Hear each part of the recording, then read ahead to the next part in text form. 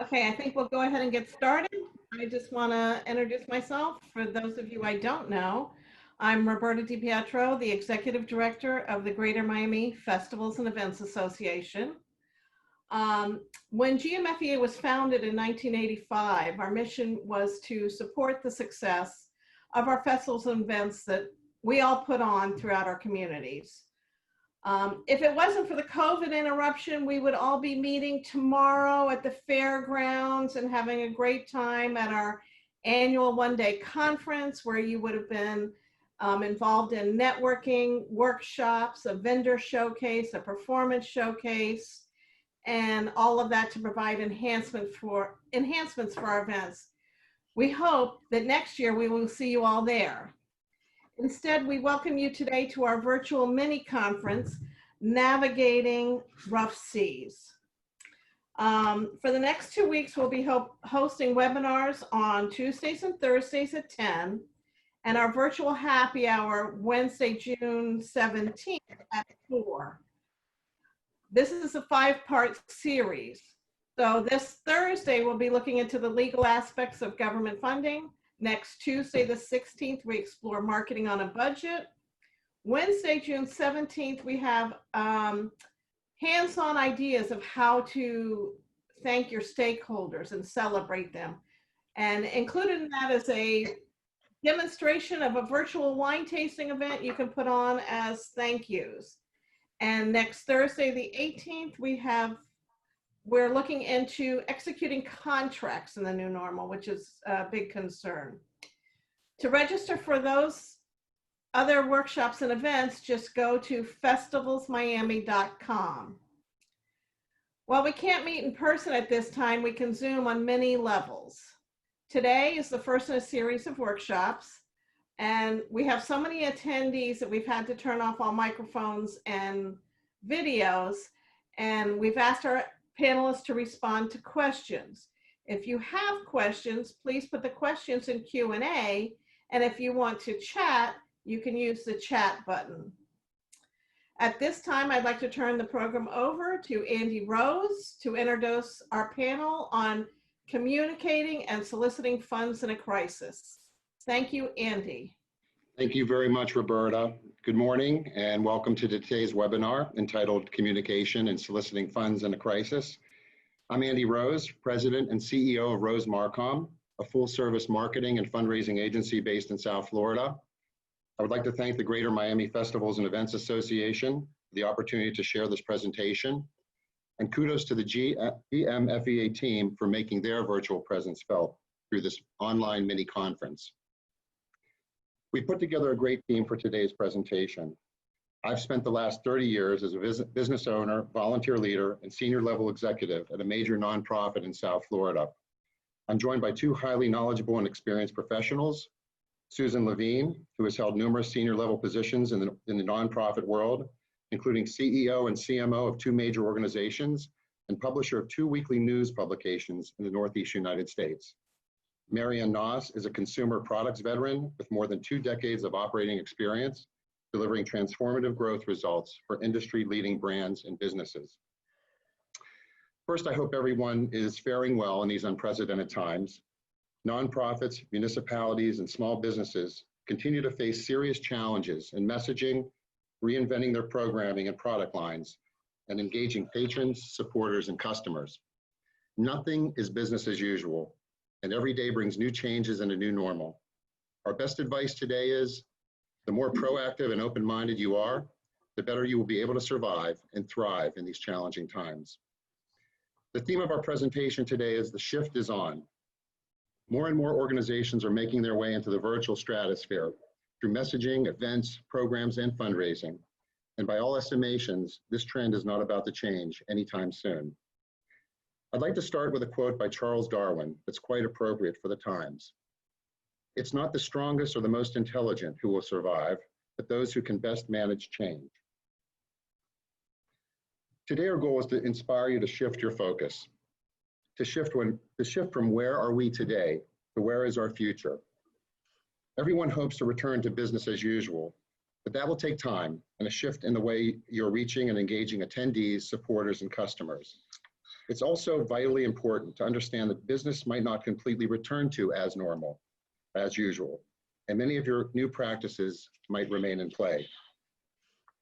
The other major shift is from planning 2 to 3 day events to 365 days of engagement. In this new environment, your business is always open. We've broken our presentation this morning into 3 key areas: messaging outreach, rethinking events, and reframing your value proposition and fundraising focus. Now I'd like to turn things over to Mary Ann to talk about messaging outreach. Thank you, Andy, and good morning, everyone. Thanks for joining us today. As we get started talking about each of these 3 areas, we're going to present some information in a similar format. First, we're going to share some inspiration with you. Then we'll share our thoughts on how to get started. And then we'll give you some inspirational ideas that hopefully you can build on to help make your event reimagined for these new times. So in thinking about messaging outreach, really what we want to inspire you to do today is to think about how you can convert your event to content.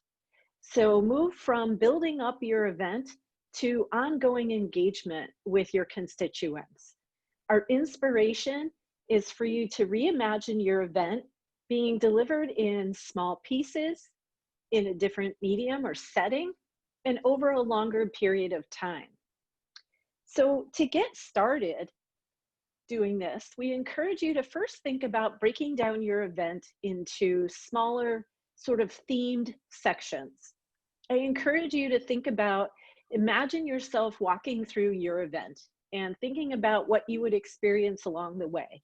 And think about taking each one of those small individual experiences and formulating them into a section.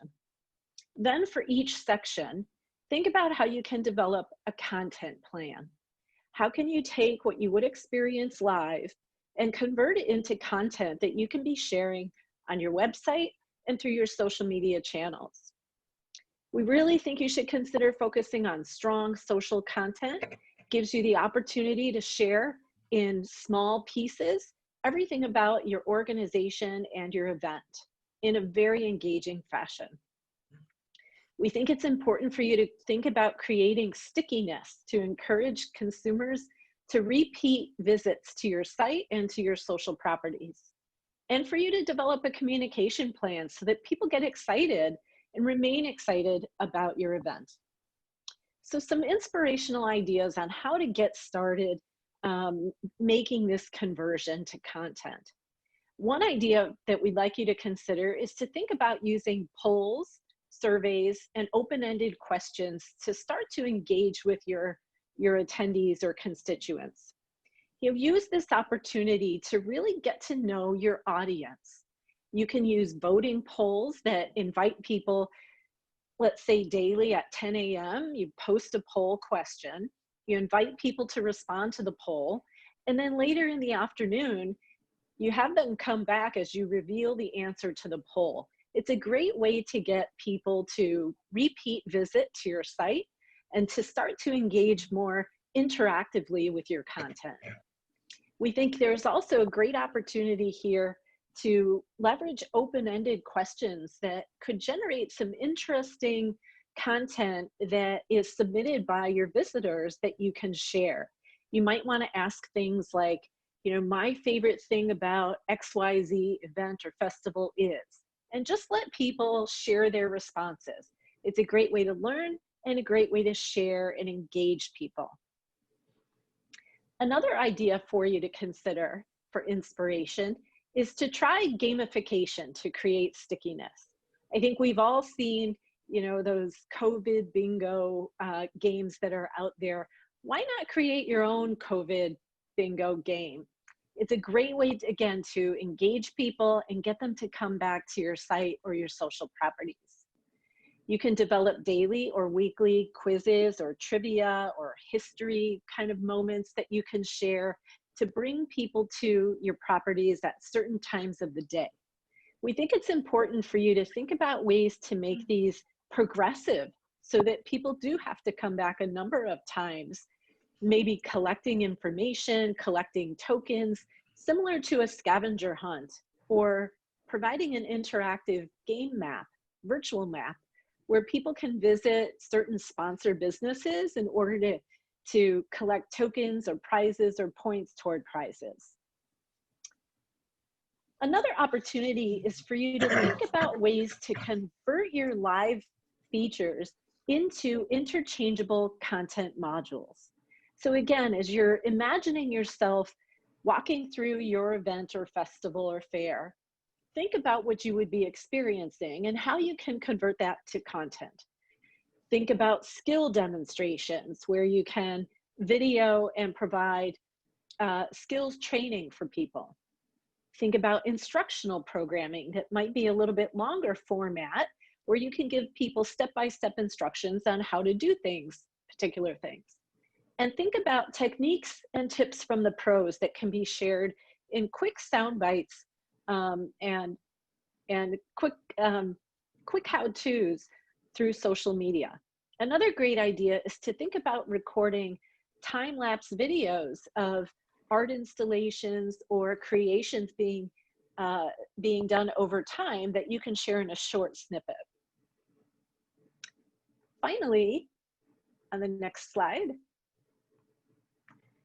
we encourage you to share your throwback stories about your past events and invite others to share their stories too.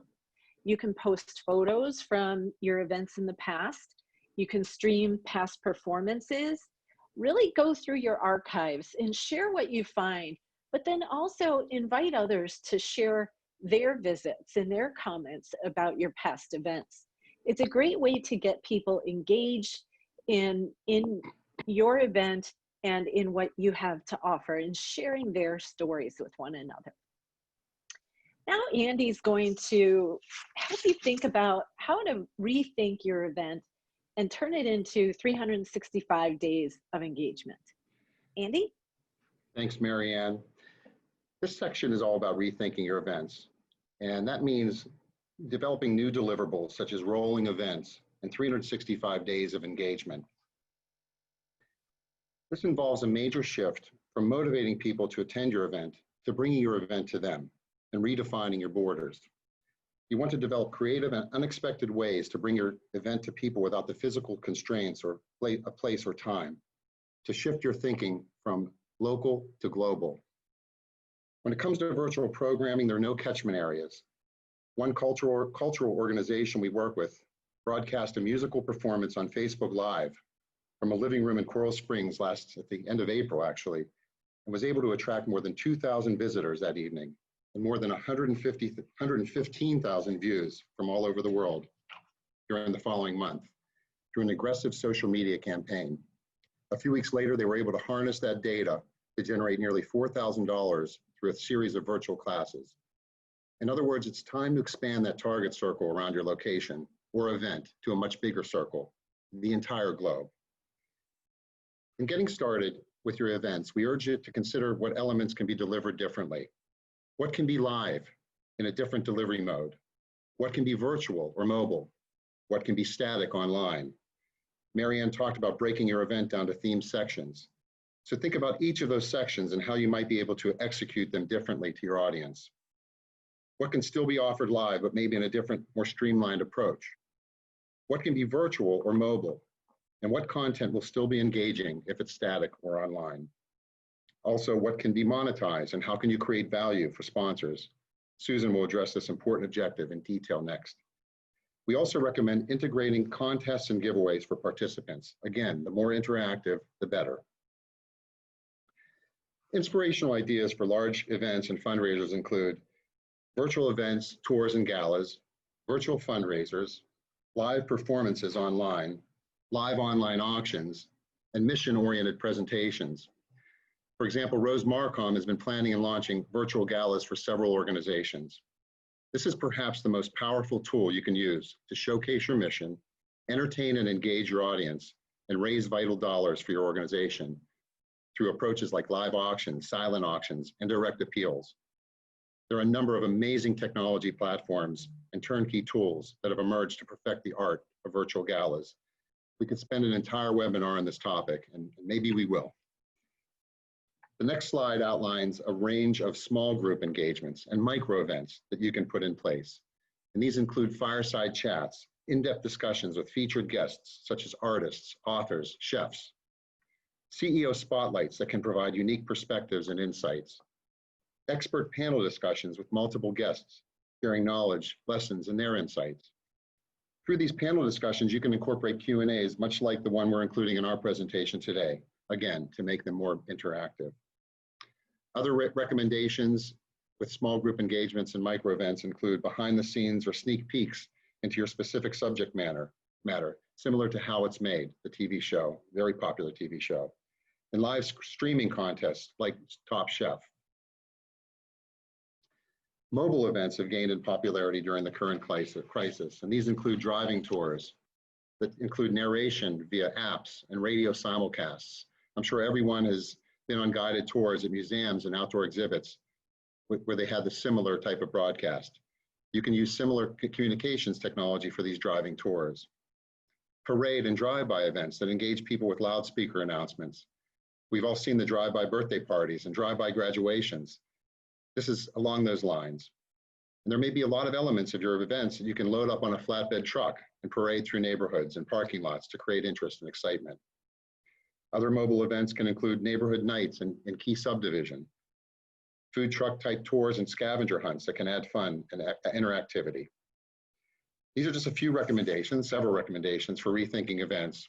Now I'd like to turn things over to Susan to talk about reframing your value proposition and fundraising focus. Thank you, Andy. Now, as we all know, the shift is on. The rules have changed, communications have changed, events have changed, and now the way we are raising funds is changing too.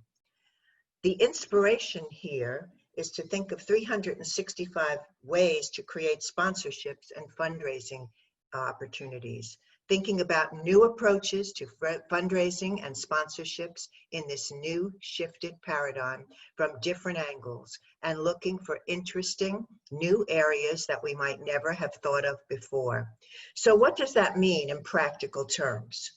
Next slide. How do you get started?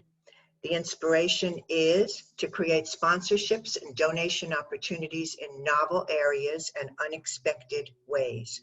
When you think about everything that Andy and Marianne have talked about, you'll see that there are sponsorship opportunities for pretty much everything. In the virtual landscape, patrons are even more easily accessible. Next slide. They're literally one click away.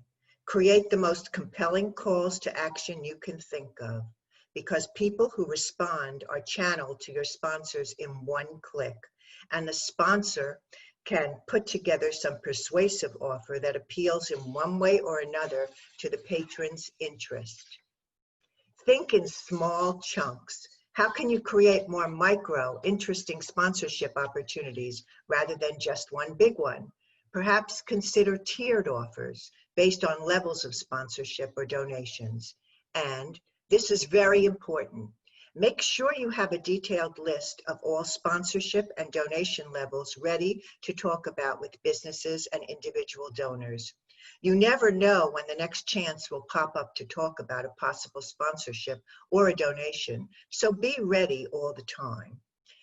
And lastly, think about creating win-win community partnerships.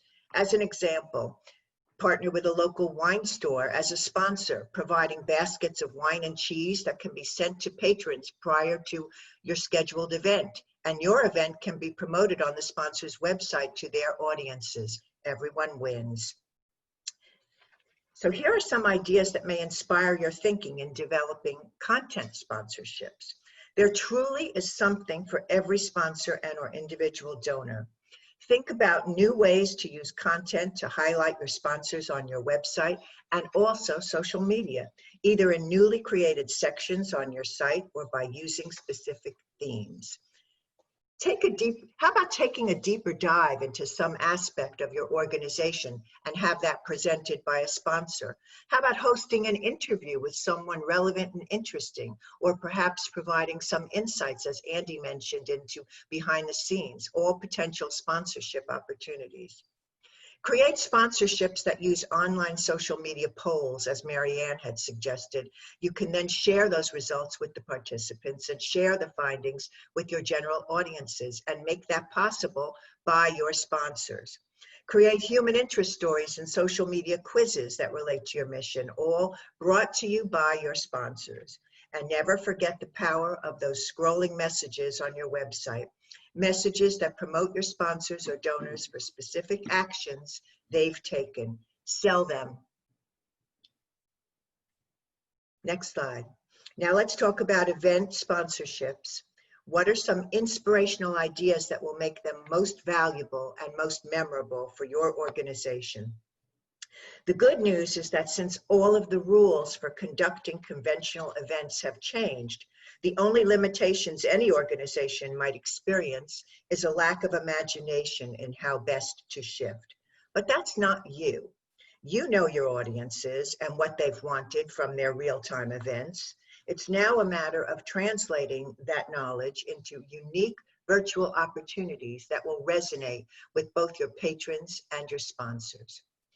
Get granular, break things into small offerings. As an example, a box of goodies sent out to patrons who donate at a specific level with the presenting sponsor's name and logo on the box, promotional materials inside, as well as other items from other sponsors at various sponsorship levels. Your sponsors will reach individuals who support your organization at a specific level, and your donors will receive a box of goodies that they will hopefully enjoy and appreciate for your thoughtfulness in providing it. Individual performances create brought to you by sponsorship opportunities that can reflect your institutional mission. Music and auction items, as Andy mentioned, are also good sponsored by opportunities.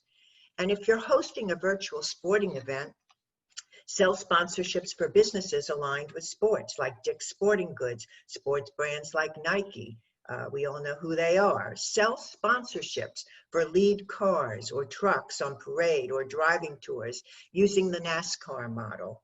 Again, the only thing that sets limits here would be that lack of imagination that none of you suffer from.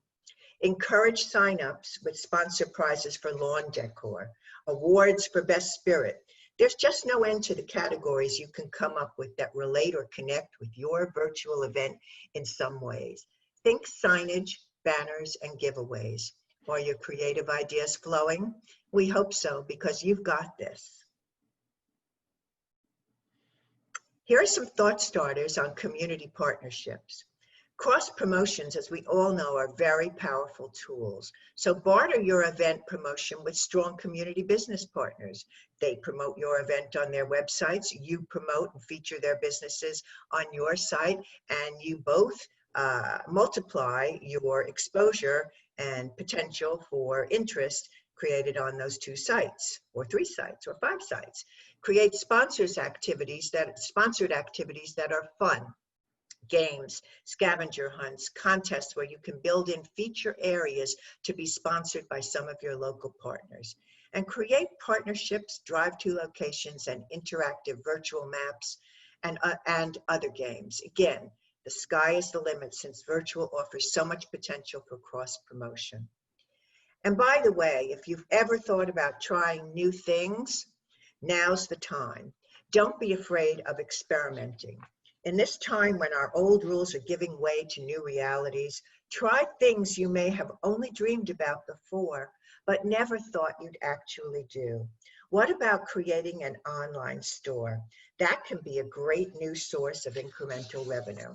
Feature things like event merchandise, artists' reproductions or originals, sell online event by invitation only tickets or classes. Or how about discounted gift cards to sponsor services like the Groupon model? Buy a $20 gift card for only $10. and create a loyalty program that offers redemption opportunities for collected points or game tokens, or any combination of these suggestions and more. There are so many ways to monetize for additional support. Developing new revenue streams can lead to surprising results. One organization who began to offer online merchandise in their new online store was pleasantly surprised to find that each week their online revenues were growing, and at the end of the first 6 months of their new initiative, they had brought in $75,000 of incremental revenue. That's not nothing. I'd like to leave you with the image of an old-fashioned three-legged wooden stool. If your association or organization is healthy, it should seem like one of those. What do I mean? Each leg of that stool represents one of the 3 critically important elements for your continued growth and success that we have talked about this morning: your communications mix, your event or program offerings, and your financial resource development strategies. That stool will not stand firm and solid without all 3 working at their optimal levels. That's one thing that hasn't changed. So now, the opportunity to operate within our new normal, whatever that is for your individual association or organization, lies ahead. And as I said earlier, the sky's the limit to what you can achieve. Now, back to Andy. Thanks, Susan. Thanks so much for that amazing insight, all those great recommendations. Let me summarize what we've covered in reflection of the 3-legged stool that Susan just helped us imagine. We hope we've inspired you to start your shift, and that means looking at messaging, converting your event to content, rolling events, going from 2 to 3 day events, 4-day events, 5-day events to 365 days of engagement, and then looking at your value proposition, because in the end, the bottom line is extremely critical, and that's to create new opportunities and monetizing your event and fundraising in the case of nonprofit organizations. I hope that we shared a few thought starters for all of you this morning. Now we'd like to take some questions. I believe several have submitted questions through the Q&A function. I'm going to turn things over to Marianne, and she'll facilitate this process. Thanks, Andy.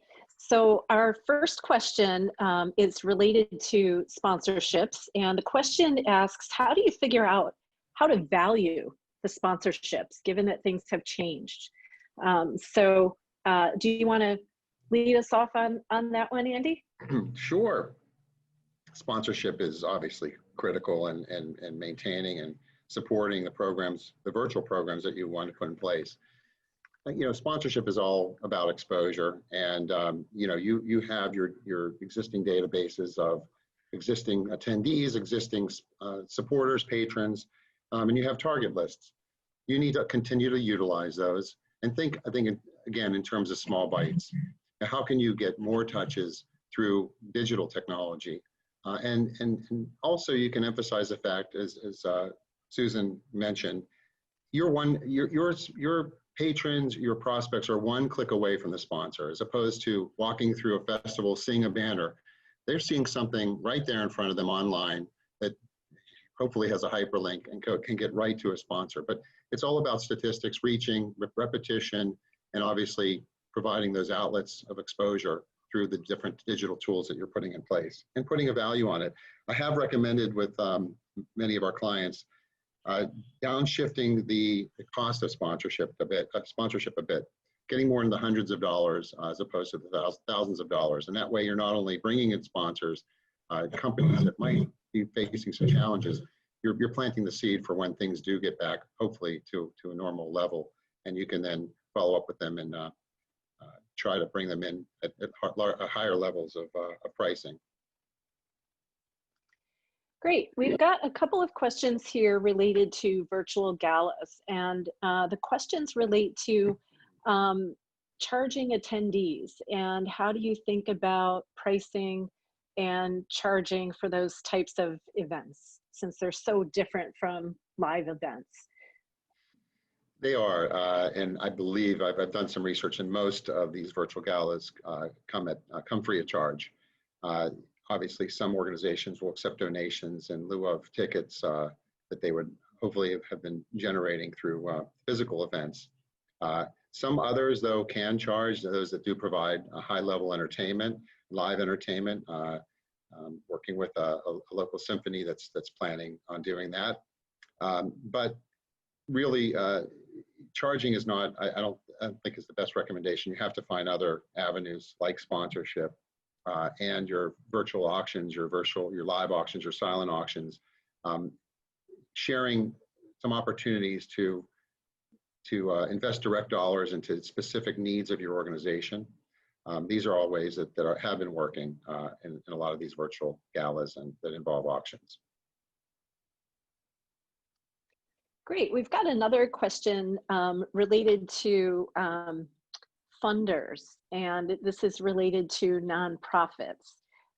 So the question asks for us to discuss ideas for talking to funders, foundations, and major donors that have provided funds for certain activities that now need to be reallocated to new activities. And how do you get over the fear of asking funders, how to make those shifts? I'll take a shot at that also. The most dedicated funders I've seen will support your organization through these difficult times. You have to substantiate the needs. It's not just a function of maintaining operations, but very specific needs that your organization has to traverse this difficult period. And you'll find some very dedicated donors. Don't be afraid to ask. And I feel that those that weren't afraid early on in this crisis were able to really generate the dollars that they needed to get through the crisis. Others have had to become a little more creative as time has worn on. But your most loyal donors will support you. Don't be afraid to ask. Make it a conversation, not an e-blast, not a mass e-blast. You need to have conversation, maybe a Zoom conversation with them, and again, substantiate what the needs are and why you need their support to continue. But Susan might be able to chime in. I'm not sure if she might have some comments there too as well. Yeah, thank you, Andy. And that's been my experience as well. And what I have found is that having a Zoom conversation, maybe with the CEO or the Chief Development Officer, also with a funder who has made that shift, and another potential funder that you're asking to make the shift, is a very powerful way. Actually, it's counterintuitive, but the Zoom platform creates a level of intimacy that is very appealing to these people and these conversations. And the conversation should be very particular to your situation. And when a potential funder understands that just because of an area has not been funded because of this pandemic and the need to shift the organization forward, and that it's not just about operational issues, but more about existential issues of the organization surviving and then thriving, you find that people are very willing to step up. I do like the Zoom platform, though. I think it's a wonderful way for the CEO and or in partnership with another funder and or the development officer to have that conversation in an intimate setting and hopefully with a productive outcome. And I'll just add to that also that I think people are all very understanding during these times that things are changing, things are very fluid. And so requests like this to reallocate funds to important activities that are more crucial today that maybe had been in the past is a conversation that everyone is having these days. So a very personal conversation with your lead funders, I think, is something that they will not come unexpected. So we have another question here from an attendee who says they're a 2-day event that is dependent on weather, and they're taking the current situation as an opportunity to change some things that they were hesitant to change in the past. So while they're scaling some areas back, they want to get some insight on ideas to help make it seem as though the benefit that they're getting from crowd control doesn't, they don't lose some of the benefit of, value for their sponsors. What do we have in terms of thoughts on that one? They don't want to make it seem like people are getting less, but that they're gaining more. I think to start, it's just a great opportunity to remind everyone that you are focused on making your event safe and sustainable for people who want to come and enjoy your event. And so there's a quality versus quantity element here that you can remind people of as a starting point. And I also think, I think that's a great point, Marianne. I also think that the areas that you are beefing up, you should think in terms of offering your participants something unique and special, so that they say, wow, I came to this event, I went to this particular thing that was at the event, and look what I came away with. So think in terms of enriching your offering by some sort of participation or a combination of participation and giveaway, and really give them a sense of value added. That's great. Anything to add to that one, Andy? No, I think you guys cover that very well. Great. So we've got another question. Someone's requesting, they can't envision a virtual gala. So is there some place that they can go look and see other virtual galas? Andy, you want to take that one? Yeah, I could definitely provide some links. You know, I'm working on one now, and it's an extremely different drill than what you're used to with physical events. You know, where you're renting venues, where you're hiring entertainment, you're serving food. Most of these virtual galas have to be almost completely pre-produced. And, you know, you would insert a live piece when it comes to silent auctions, live auctions, and mission-oriented appeals. But you have to think of them in similar in format, though, to what you're doing with your physical events. You know, you start with an instructional piece, kind of a waiting room, where people can be instructed as to what they're going to need to do when it comes to the auction part of the evening. There are introductions, there are mission-oriented videos, there are performances that can be pre-recorded, and then obviously your live and virtual auctions, a forward-looking piece at the end about where the organization is going, where your event is going. It follows a similar format, but the drill is different. It's all pre-recorded, and very, you know, small portion is live. The most important portion, you know, when it comes to raising money, and you're going to save a lot of costs as well. But again, the price of admission may not be something that you can put in place. You just have to work around that particular challenge. But I can certainly provide, excuse the noise outside my office, but I can certainly provide some links of some very successful virtual galas as a follow-up to our presentation. Along the line of virtual events and galas, we've got another question here as to what vendors can do to support virtual events. So can we share some ideas on how the vendors can participate in those events?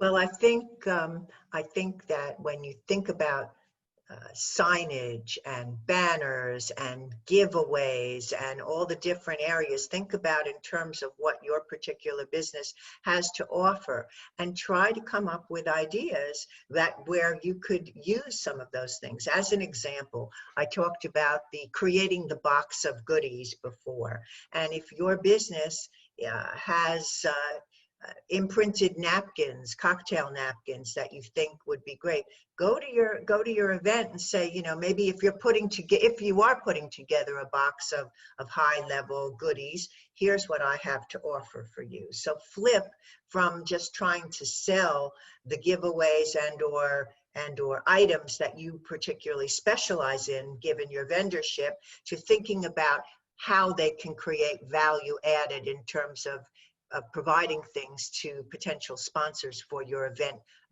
provider.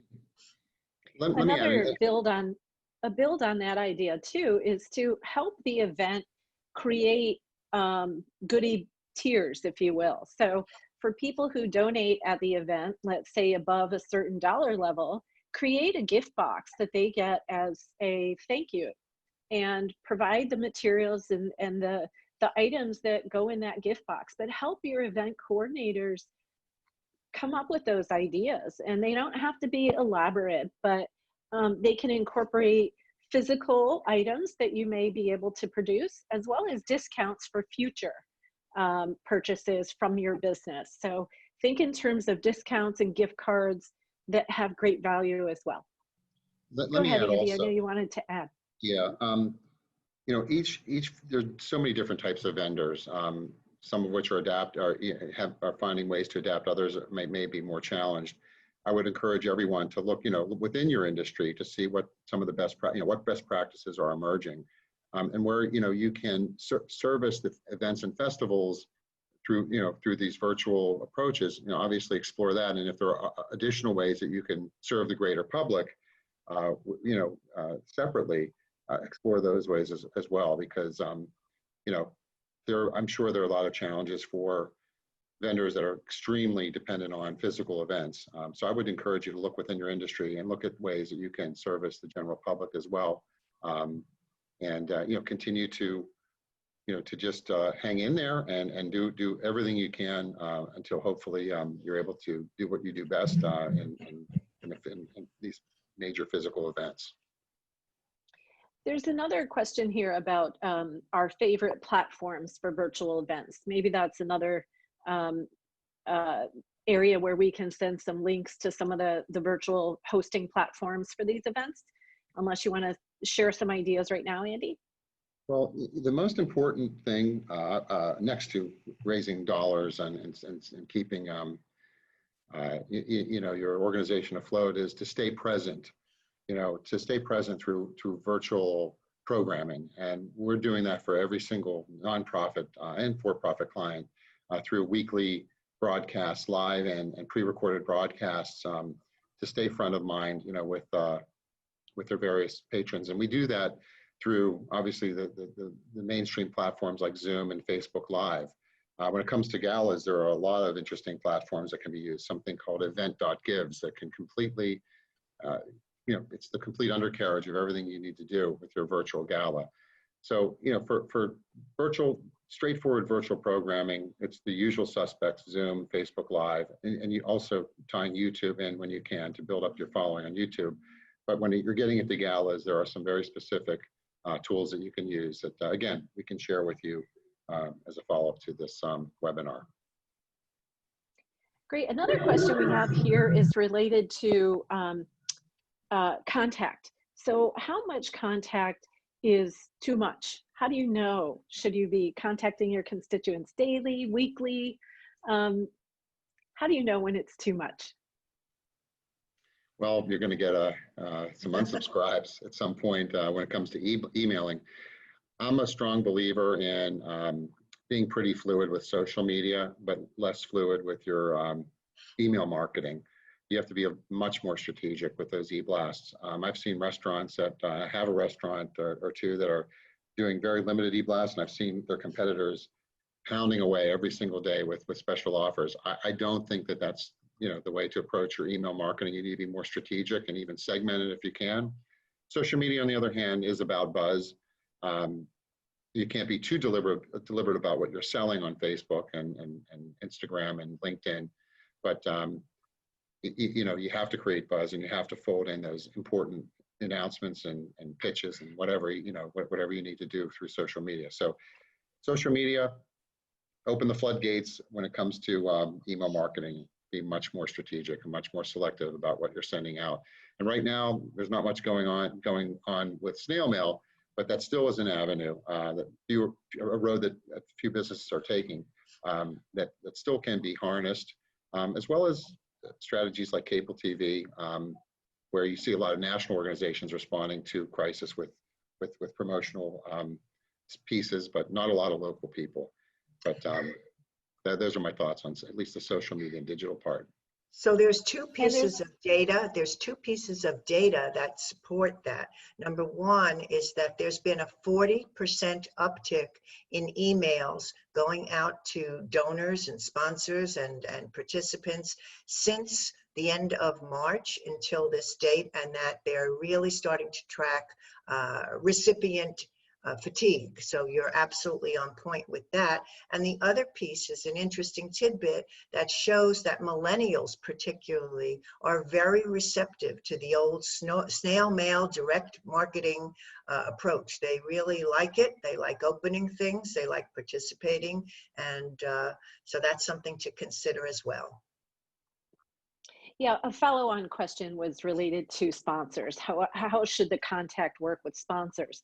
You know, I'm a big believer in as much face-to-face or Zoom-to-Zoom contact as you can have with sponsors. I think it always makes your ask much more meaningful when you're approaching sponsors for events, to be able to do that face-to-face and really know, so they know the value that you're bringing and the value that they are going to get. It's much easier to do that in a face-to-face, now Zoom-to-Zoom sort of engagement. So I always encourage that as a first step, and then you can use the other vehicles like email as follow-ups on your face-to-face conversation. Marianne, I agree with that completely. It's also when you do that Zoom face-to-face meeting, it's a great opportunity to inform your sponsors of what you're doing moving forward so that you can, you know, have them feel like they are an insider and that they've got an inside loop on your future plans, which can then translate into generating new ideas for future sponsorships. So that's terrific, Marianne. You know, I It's a just want to great add, way to share with them how you're retooling your event and how you've reimagined it for the times that we're living in today. Go ahead, Andy. yeah, I just want to mention, you know, something about sponsorship. I always kind of bounce back and forth with clients as to whether they call it sponsorship or corporate partnerships. I really think the word partnership has to resonate in a big way right now because there are a lot of industries that are really hurting. And let's talk about the restaurant industry. And I'm exploring a way to involve restaurants with a virtual gala. Because what do we do before we usually open an event, a physical event? You know, we eat. So we're getting a network of restaurants involved with one event. And it's really more of a partnership because those restaurants may not be able to put in dollars, but they could offer some great special prefix dinners and discounts. And get people to you know to get in place that night, whether they tune into your gala for 5 minutes or 50 minutes or an hour, you know, over an hour. You know, you're going to put them firmly in place. So, and those restaurants can also promote your organization. So it might not be as much of a cash deal as a way of, you know, expanding your reach through the restaurants, offering something that will put people in the chairs and hopefully onto their laptops to tune into your virtual gala. So that's just one example of a partnership as opposed to a sponsorship that could be very, very valuable for you in terms of a virtual gala. That's a great example. Thanks, Andy.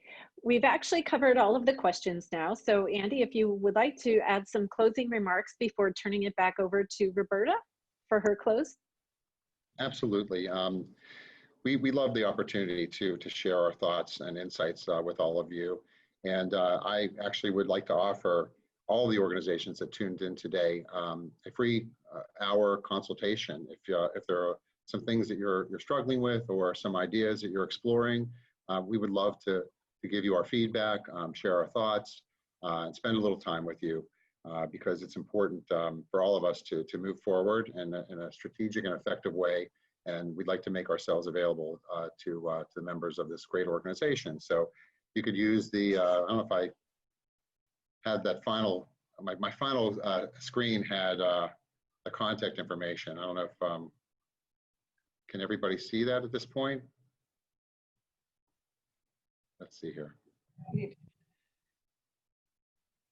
having a little problem with my, so there it is. We can be reached at rosemarcom.com, Andy at rosemarcom.com. You can take a look at our website. contact us if you'd like to have a consultation at 561-945-9356. But thanks everyone for being part of the webinar this morning. And like I said, we're so appreciative to I'm going to go back to my first page here, so I make sure I get the name of the organization correct. The Greater Miami Festivals and Events Association. Thanks so much, Roberta, and everyone involved. Thank you, and I want to thank our panel for today's workshop. There are a lot of good information. We did have one question early on, if you'll share the PowerPoint. Are you willing to do that? Absolutely, we will do that.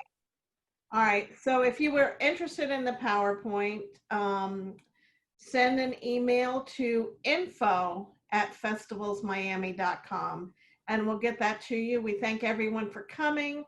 We're looking forward to 3 more workshops, 1 wonderful happy hour, and doing our best to serve all of our stakeholders in such a trying time. So we will see those of you that are interested in the business aspect on government funding on Thursday at 10. And then next week, Tuesday, is the marketing on a budget. Thursday is the executing contracts. And Wednesday's our virtual happy hour with a wine tasting event. So thank you for coming, and stay safe. Thank you. Thank you very much. Thank you.